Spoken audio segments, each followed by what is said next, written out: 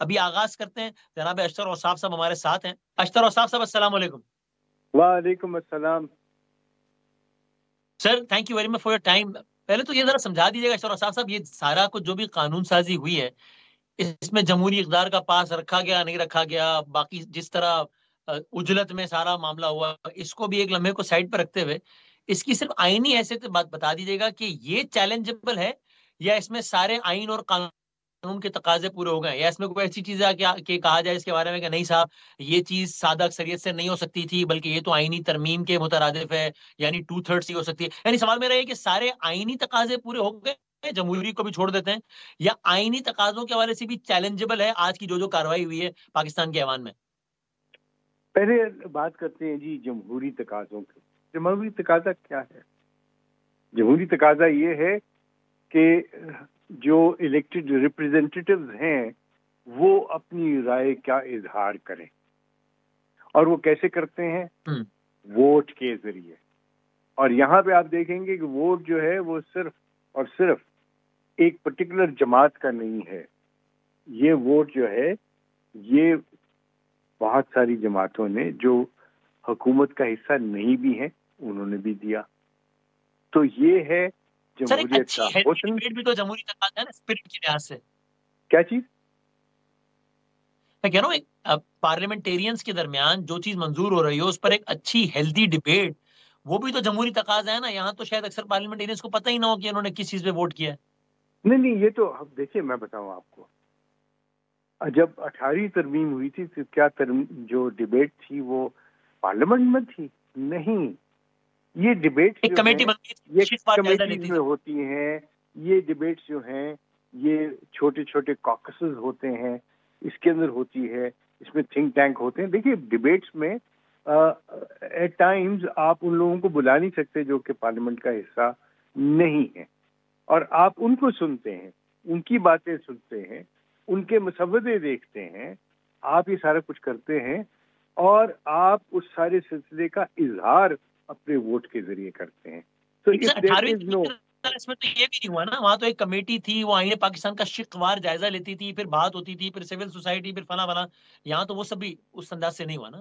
نہیں وہ تو بہت, یعنی آپ دیکھیں گے کتنی بڑی طرح, کہتے تو 18 امینڈمنٹ ہے, اس کے اندر تو بے شمار ترامیم ہیں, اور وہ اگر نہ کی جاتی تو آپ کا آئین جو ہے وہ اس حیثیت میں نہ آتا جو کہ 1973 میں بنایا گیا تھا.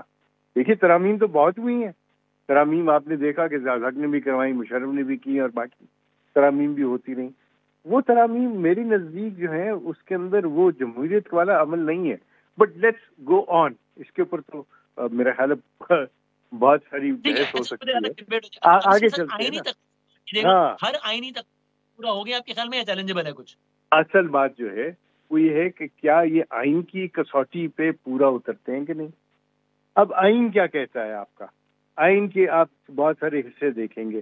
ایک حصہ جو ہے وہ بنیادی حقوق کا ہے, ایک حصہ جو ہے وہ آپ کا جوڈیکیٹر سے یعنی جوڈیشری سے منسلک ہے, ایک پرنسپلز آف پالیسی ہیں, اور ان تینوں کا مجموعہ جو ہے وہ آپ کو یہ بتاتا ہے کہ کس طریقے سے آپ کے, اور خاص طور پہ یہ جو ترامیم ہے قانون میں, وہ کس طرف لے کے جا رہی ہیں. میں اس کو اپنی اصطلاح میں, اور جو کہ سپریم کورٹ نے بھی ریکگنائز کیا ہے, اس کو دیکھتا ہوں کہ بہت سارے اسٹمبلنگ بلاکس ہوتے ہیں. یعنی ایسے پتھر راستے میں آ جاتے ہیں جو کہ آپ کے راستے کو جو ہے وہ کٹھن بنا دیتے ہیں. ان پتھروں کو اگر آپ اس طریقے سے رکھ دیں, ان کو ہموار کر دیں کہ وہ اسٹیپنگ سٹونز بن جائیں, تو وہ ہے آئین, قانون اور جمہوریت کا حسن. اور یہی بات ہے جو کسوٹی کے طور پہ کام کرتی ہے. اور اس کے اندر کیا کیا گیا؟ مثلاً جب آپ ججز کی تعداد بڑھا دیتے ہیں تو اس میں کیا خرابی ہے؟ آئین میں تو لکھا ہے کہ ججز کی تعداد کا متعین پارلیمنٹ اپنے قانون سے کرے گی, تو کر دیا. دوسرا پروسیجر اینڈ پریکٹس کی بات آئین میں لکھا ہے. کاٹ رہا ہوں جی, یہ ٹھیک ہے، انٹینشن کی بنیاد پر کیا کوئی قانون سازی چیلنج ہو سکتی ہے کہ جناب کل کو وسیم بادامی صاحب یا اشتر اوصاف صاحب اس چیز کو لے کر سپریم کورٹ میں چلے جائیں کہ سر یہ آن بائی بک ٹھیک ہے لیکن انٹینشن ٹھیک نہیں ہے؟ مثال کے طور پہ ججز کی تعداد اس لیے بڑھا دی گئی ہے تاکہ ذرا اپنے ججز لا کے تھوڑا معاملہ نیوٹرلائز کیا جائے. اسلام آباد ہائی کورٹ کی ایک صورتحال ہے، وہاں 6 ججز نے خط لکھا ہے، اس لیے وہاں پہ تعداد اس لیے بڑھا دی گئی ہے تاکہ ان 6 ججوں کو سائڈ لائن کیا جائے. منیب اختر صاحب سے مسئلہ ہے، اس لیے پریکٹس اینڈ پروسیجر کی حیت تبدیل کی گئی ہے.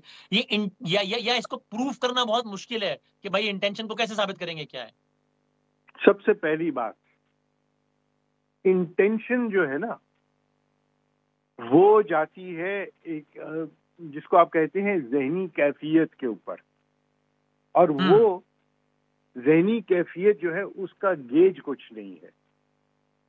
لیکن اتنا میں آپ کو بتا سکتا ہوں کہ پارلیمنٹ جب کوئی قانون پاس کرے تو اور اس قانون کے اندر صرف وہی لوگ نہ ہوں جو کہ حکومت کا حصہ ہیں، تو پھر انٹینشن کچھ بھی آپ ایٹریبیوٹ نہیں ان کو سے کر سکتے. کیوں؟ کیونکہ یہ ایک نیئر کنسنسس کی بات ہے. جو ڈیٹریکٹرز ہیں ان میں سے ایک کا نام بتا دیجئے جنہوں نے متبادل قانون سازی کی بات کی ہو اور کہا ہو اس شک سے میں اتفاق نہیں کرتا اور میں یہ شک پروپوز کرتا ہوں. تو سر ان نٹشل آپ کے خیال میں یہ سارا پروسیس آپ جو ہے یہ پاکستان کی کسی بھی عدالت میں چیلنجبل نہیں ہے آپ کی رائے میں؟ میری رائے میں دیکھیے چیلنج تو بہت سی چیزیں کی جاتی ہیں لیکن یہ چیلنج کامیاب نہیں ہو سکتا. اصل بات تو یہ ہے. سادہ سوال معصومانہ آخری ایک، آرمی ایکٹ میں بھی ترمیم ہو گئی تو اس کا مطلب افواج پاکستان کی سپاہی سالار جو کہ 2025 میں ریٹائر ہو رہے تھے اب جناب آصف منیر صاحب 2027 تک افواج پاکستان کے سربراہ ہو گئے؟ Army act, air force act, navy act, یہ تمام کے تمام قوانین جو ہیں ان کے اندر آپ جیسے دل چاہے آپ ترمیم کریں، آپ کر سکتے ہیں. اور یہ ترامیم جو ہے اس کے اندر ایک آپ دیکھیں گے کہ اور بہت ساری ترامیم جو ہے وہ کی جا سکتی ہیں. اس میں کوئی کسی قسم کا بھی کسی کو شائبہ بھی نہیں ہونا چاہیے کہ یہ جو ہے وہ ایک پرسن اسپیسیفک ہے.